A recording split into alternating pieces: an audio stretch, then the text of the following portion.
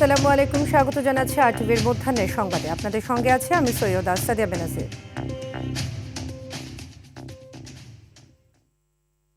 ১৩তম জাতীয় সংসদের সদস্যদের শপথ অনুষ্ঠান আগামীকাল। প্রস্তুতি প্রায় সম্পন্ন। প্রস্তুত করা হয়েছে জাতীয় সংসদ ভবন। সংসদ ভবনের দক্ষিণ প্লাজায় শপথ অনুষ্ঠান হবে। শপথ গ্রহণকে কেন্দ্র করে কঠোর নিরাপত্তা ব্যবস্থা গ্রহণ করা হয়েছে। সংসদীয় গণতন্ত্রের এই গুরুত্বপূর্ণ মুহূর্তকে সুশৃঙ্খল, মর্যাদাপূর্ণ ও সফল করতে সর্বোচ্চ প্রস্তুতি নেওয়া হয়েছে। সংসদ ভবনের সংস্কার কাজ ইতোমধ্যে শেষ হয়েছে। শপথ কক্ষ ও সেখানকার সাউন্ড সিস্টেম প্রস্তুত রাখা হয়েছে। অনুষ্ঠানের লাইভ সম্প্রচার করার জন্য বাংলাদেশ টেলিভিশন ও বাংলাদেশ বেতারকে নির্দেশনা দেওয়া হয়েছে। ৫ আগস্ট পরবর্তী সরকার গঠনে এইবারই প্রথম দেশের ইতিহাসে জাতীয় সংসদ ভবনের সামনে শপথ অনুষ্ঠান অনুষ্ঠিত হবে। থাকবেন বিভিন্ন দেশের গুরুত্বপূর্ণ অতিথিরা। আগামীকালের শপথকে কেন্দ্র করে নিশ্চিদ্র নিরাপত্তা ব্যবস্থা নেওয়া হয়েছে পুলিশের পক্ষ থেকে। মানিক মিয়া এভিনিউয়ের সড়কে যানবাহন চলাচল নিয়ন্ত্রণ করা হবে বলেও পুলিশের পক্ষ থেকে জানানো হয়েছে। পুরো এলাকা নিরাপত্তার চাদরে ঢেকে রাখা হবে। শপথ গ্রহণ অনুষ্ঠানটি যেন সুষ্ঠু এবং সুন্দরভাবে অনুষ্ঠিত হয় সে লক্ষ্যে আমাদের পর্যাপ্ত পুলিশ সদস্য মোতায়েন থাকবে এবং নিশ্চিদ্র নিরাপত্তা ব্যবস্থা থাকবে। দর্শক, এ বিষয়ে আরও জানাতে জাতীয় সংসদ ভবন এলাকা থেকে যুক্ত হচ্ছেন সহকর্মী সাকিবুর রহমান। সাকিব, আমরা সকালেও জেনেছি, তো এই মুহূর্তে সংসদ ভবন এলাকায় প্রস্তুতি কেমন দেখছেন, নিরাপত্তা ব্যবস্থা সব মিলিয়ে আমাদের জানাবেন।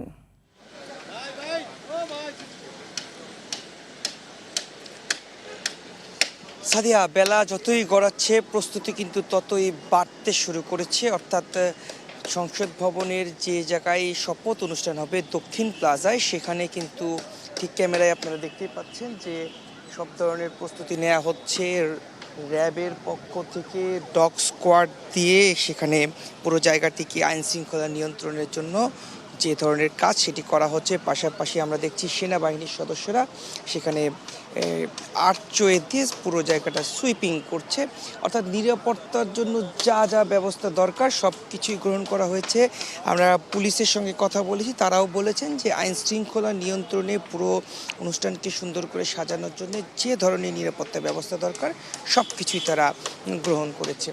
আরেকটি বিষয় যে এই যে সংসদ ভবনের দক্ষিণ প্লাজা রয়েছে সেই জায়গাটিতে কিন্তু আমন্ত্রিত অতিথি যারা রয়েছেন তাদের জন্য কিন্তু চেয়ার নিয়ে আসা রাখা হয়েছে। পাশাপাশি পুরো জায়গাটিতে তারা মঞ্চ করবে, কোন জায়গাটিতে কারা এসে বসবেন সেই জায়গাগুলো তারা ঠিকঠাক করছেন এবং পুরো জায়গাটি প্রস্তুত করছে। বেলা যত গড়াবে প্রস্তুতির কাজ কিন্তু তত বাড়তে থাকবে এবং আজ বিকেলের মধ্যে পুরো জায়গাটিকে কিন্তু প্রস্তুত করে ফেলা হবে এবং আইন শৃঙ্খলা বাহিনীর সদস্যদের পুরো জায়গাটি তাদের নিয়ন্ত্রণে রাখবেন।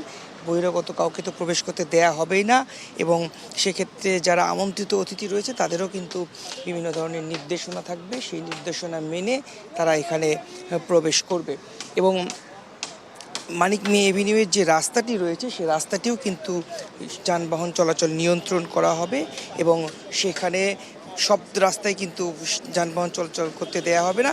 নিয়ন্ত্রিতভাবেই পুরো জায়গাটিকে ডিএমপি ট্রাফিক বিভাগের পক্ষ থেকে নিয়ন্ত্রণ করা হবে এবং আমরা বলতে পারি যে এই যে পুরো জায়গাটিতে যখন অতিথিরা আসবেন তাদেরকেও কিন্তু নির্দেশনা দেয়া থাকবে, তারা কোন গেট দিয়ে প্রবেশ করবেন, কোন গেট দিয়ে বের হবেন, সেইভাবেই কিন্তু প্রস্তুত করা হচ্ছে এবং সব মিলিয়ে বলা চলে যে প্রস্তুতি ভালো গতিতেই আগাচ্ছে। বিকেলের নাগাদ হয়তো সম্পূর্ণ প্রস্তুতি শেষ হয়ে যাবে। তো সেটিও আমরা দর্শকদেরকে সেই পরবর্তী সংবাদে দেখাবো। তো এই ছিল এখন পর্যন্ত আমার কাছে সর্বশেষ সংবাদ। ধন্যবাদ সাকিব। এদিকে নবনির্বাচিত সংসদ সদস্যদের বরণে প্রস্তুত হচ্ছে সরকারি আবাসন। এমপিদের জন্য পরিচ্ছন্ন ও নিরাপদ আবাসন নিশ্চিতে জোরে সোরে কাজ চলছে মানিক মিয়া এভিনিউয়ের ন্যাম ভবনে। এছাড়াও সংসদ সদস্য হোস্টেল কমপ্লেক্স এবং নাখালপাড়ায় এমপিদের জন্য বরাদ্দ ফ্ল্যাটগুলো প্রস্তুতের কাজে নেমেছে সংশ্লিষ্ট কর্তৃপক্ষ। সময়ের সঙ্গে পাল্লা দিয়ে চলছে সিভিল সংস্কার, কারিগরি মেরামত ও নিরাপত্তা ব্যবস্থা জোরদার করা। ন্যাম ভবনের দেয়ালে পড়ছে নতুন রঙের পোঁছ। কোথাও হাতুড়ির ঠুকঠাক শব্দ, কোথাও আবার পুরনো আসবাব খসে মেজে তকতকে করার ব্যস্ততা। ন্যাম ভবনের মোট ২১৬টি ফ্ল্যাট নবনির্বাচিত সংসদ সদস্যদের বরাদ্দের লক্ষ্যে চূড়ান্তভাবে প্রস্তুত করা হচ্ছে। আমরা নতুন করে ডিভাইসগুলো কানেকশন করতেছি আর কি। আরও নতুন নতুন ডিভাইস লাগাবো বিকেলের ভিতরে, মানে সম্পূর্ণ রেডি করে ফেলবো এলাকাটা। হ্যাঁ, নিরাপত্তা চাদরে ঢেকে যাবে ইনশাল্লাহ। দর্শক, এ বিষয়ে বিস্তারিত জানাতে ন্যাম ভবন মানিক মিয়া অ্যাভিনিউ থেকে যুক্ত হচ্ছেন রুদ্র রফিক। রুদ্র, এমপি হোস্টেলগুলোর প্রস্তুতি কেমন দেখছেন, আমাদেরকে আপডেট জানাবেন, কি বলছেন সংশ্লিষ্টরা?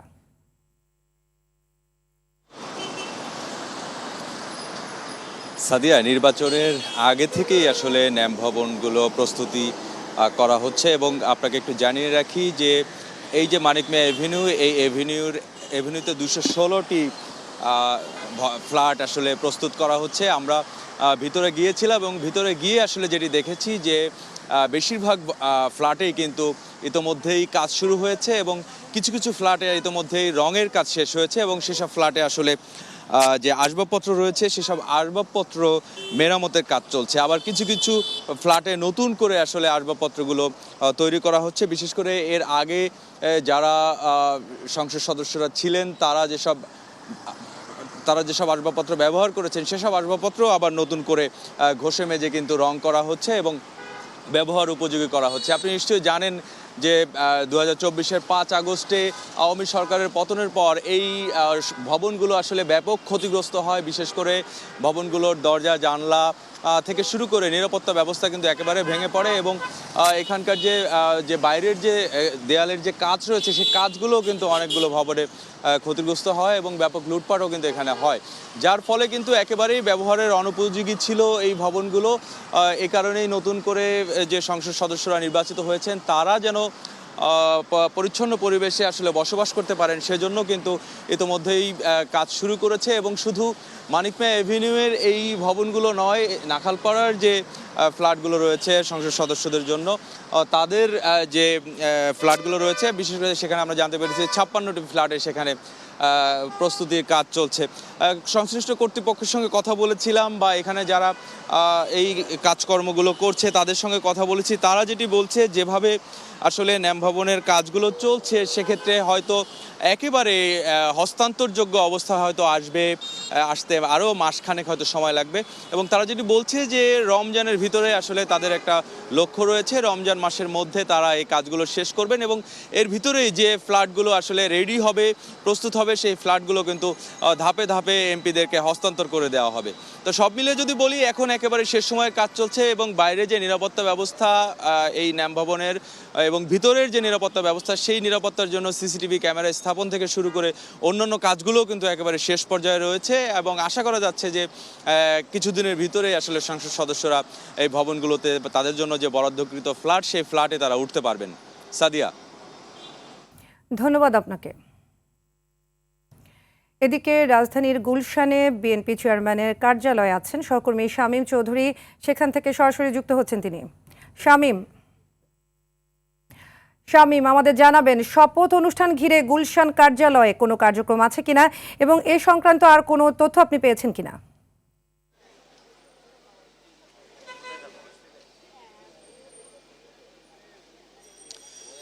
সাদিয়া, এখন পর্যন্ত বিএনপি চেয়ারম্যান তারেক রহমান তার গুলশানের রাজনৈতিক কার্যালয়ে এসে উপস্থিত হননি, কিন্তু সকাল থেকে আমরা দেখেছি যে বিএনপির বিভিন্ন আসনে যারা নির্বাচিত হয়েছেন ত্রয়োদশ জাতীয় সংসদ নির্বাচনে বিএনপি মনোনীত প্রার্থীরা তারা কিন্তু এখানে আস্তে আস্তে এক এক করে আসছেন এবং বিএনপি চেয়ারম্যানের রাজনৈতিক কার্যালয়ে প্রবেশ করছেন। সকালে আমরা দেখেছি বিএনপি মহাসচিব মির্জা ফখরুল ইসলাম আলমগীর এই গুলশানের রাজনৈতিক কার্যালয়ে প্রবেশ করেছেন। এর কিছুক্ষণ পরই বিএনপির স্থায়ী কমিটির সদস্য আমির খসরু মাহমুদ চৌধুরীকে আমরা দেখেছি, তিনিও এই কার্যালয়ে প্রবেশ করেছেন। এছাড়া আমরা বিএনপির নীতি নির্ধারণী পর্যায়ের কোনো বড় নেতাকে এখন পর্যন্ত প্রবেশ করতে দেখিনি, তবে বিভিন্ন আসন থেকে যারা নির্বাচিত হয়েছেন ধানের শীষ প্রতীক নিয়ে তারা এক এক করে এই বিএনপি চেয়ারম্যানের গুলশানের রাজনৈতিক কার্যালয়ে আসছেন এবং প্রবেশ করছেন। আমরা দু একজনের সঙ্গে কথা বলেছিলাম, তারা উচ্ছ্বাস প্রকাশ করেছে। তারা বলেছে যে তাদের স্থানীয় পর্যায়ের জনগণ তাদেরকে ভোটে নির্বাচিত করেছেন, জনগণের কাছে যে প্রতিশ্রুতি তারা দিয়েছিলেন সেই প্রতিশ্রুতি রক্ষায় তারা সর্বাত্মক চেষ্টা করে যাবেন।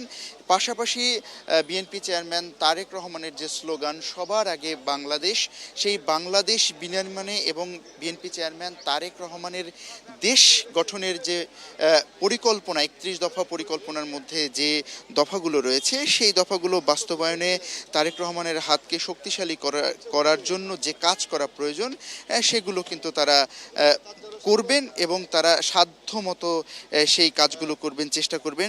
এখানে যারা নির্বাচিত হয়েছেন বিভিন্ন আসন থেকে তারা ছাড়াও এই ত্রয়োদশ জাতীয় সংসদ নির্বাচনে যারা নির্বাচিত হতে পারেননি তেমনও দু একজনকে আমরা দেখেছি, তারাও কিন্তু এখানে এসে উপস্থিত হয়েছেন। হয়তোবা তারা বিএনপি চেয়ারম্যান তারেক রহমানের সঙ্গে তাদের আসন নিয়ে কথা বলবেন। এর পাশাপাশি আমরা দেখেছি বিএনপির বিভিন্ন পর্যায়ের নেতাকর্মীরা এখানে এসে উপস্থিত হচ্ছেন, জড়ো হচ্ছেন। বলা চলে যে যারা এখানে নির্বাচিত হয়েছেন এবং যারা নির্বাচিত হননি তাদের নেতাকর্মীরা তাদের সঙ্গে এসে এখানে উপস্থিত হয়েছেন। মোটামুটি বলা যায় বেলা যত বাড়ছে নেতাকর্মী এবং যারা নির্বাচিত হয়েছেন সেই সব সংসদ সদস্যদের সংখ্যাও এখানে বৃদ্ধি পাচ্ছে। সাদিয়া, এই ছিল গুলশানে বিএনপি চেয়ারম্যানের রাজনৈতিক কার্যালয় থেকে সর্বশেষ। পরবর্তী সংবাদে আমরা হালনাগাদ তথ্য আপনাকে জানিয়ে দেব। ধন্যবাদ শামীম। নির্বাচনে অসঙ্গতি ও প্রতিহিংসামূলক হামলা ভাঙচুরের প্রতিবাদে আজ সোমবার বিকেলে বায়তুল মোকাররম থেকে বিক্ষোভ মিছিল করবে 11 দলীয় জোট। রোববার দুপুরে রাজধানীর আগারগাঁও নির্বাচন ভবনে এক ব্রিফিংয়ে এ তথ্য জানায় জামায়াত। তবে এসব অভিযোগ সত্য নয় বলে দাবি করেছেন নির্বাচন কমিশনার আনওয়ারুল ইসলাম।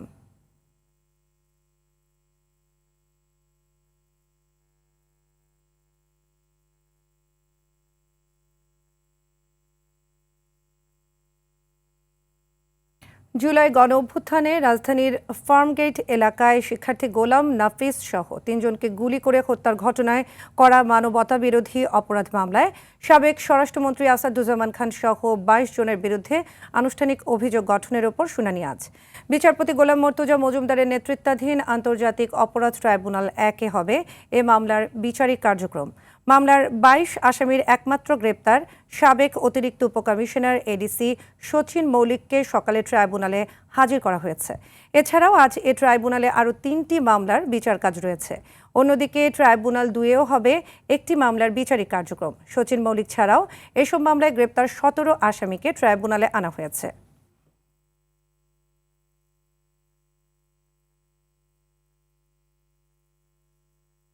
দুই দিন পরেই মুসলিমদের পবিত্র মাহে রমজান। এরই মধ্যে দেশের বিভিন্ন পাইকারি বাজারে বেচাকেনা জমজমাট হয়ে উঠেছে। ব্যবসায়ীরা জানান, রমজানের জন্য প্রয়োজনীয় সব পণ্যেরই সরবরাহ পর্যাপ্ত থাকলেও কিছু পণ্যের সরবরাহ চাহিদার তুলনায় দ্বিগুণ। তবে সপ্তাহ ব্যবধানে ছোলাসহ ডাল জাতীয় পণ্যের দাম 5 থেকে 7 টাকা পর্যন্ত বেড়েছে। দাম বাড়ার কারণ হিসেবে ব্যবসায়ীরা বলছেন, বন্দর কেন্দ্রিক আন্দোলন এবং নির্বাচনের কারণে পণ্যের দাম ওঠানামা করছে। এদিকে রমজানে খেজুরের চাহিদা মেটাতে আমদানি বাড়লেও দাম কমেনি। দাম বেড়েছে শসা, ক্ষীরা, গাজর, কাঁচামরিচ সহ মাছেরও।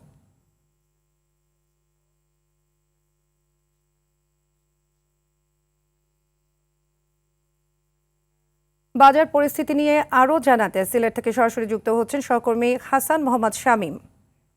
শামীম, রমজানের আর বাকি কেবল 2 দিন, তো বাজারে পণ্যের সরবরাহ কেমন দেখছেন? বাজার পরিস্থিতি নিয়ে আমাদের বিস্তারিত জানান। ধন্যবাদ সাদিয়া। আপনি যেমনটা বলছিলেন, আসলে পণ্যের সরবরাহ অনেকটা কম থাকার কারণে এবং নির্বাচনের কারণে আসলে বাজারে খুব বেশি পণ্যের দেখা নেই এবং এ কারণে আসলে দামের যে বিষয়টি সেটি কিন্তু বেশ ওঠানামা করছে। আমরা বাজার পরিস্থিতি ঘুরে দেখার চেষ্টা করেছি। রমজান যখন সমাগত তখন কিন্তু এই সময়টাতে নিত্য প্রয়োজনীয় যেসব দ্রব্য আছে, বিশেষত ইফতারের কাজে প্রয়োজনীয় যেসব জিনিস আছে সেগুলোর দাম কিন্তু অনেকটাই বাড়তি।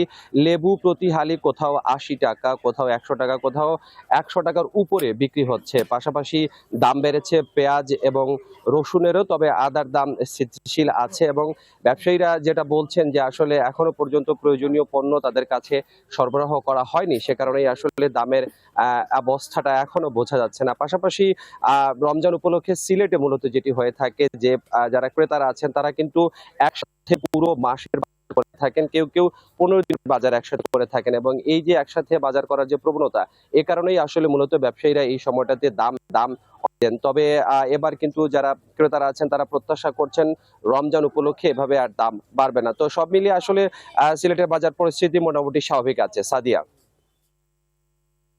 ধন্যবাদ আপনাকে। মধ্যাহ্নের সংবাদ এ পর্যন্তই। দুপুরের সংবাদ 2:45 দেখার আমন্ত্রণ রইল। ধন্যবাদ সবাইকে।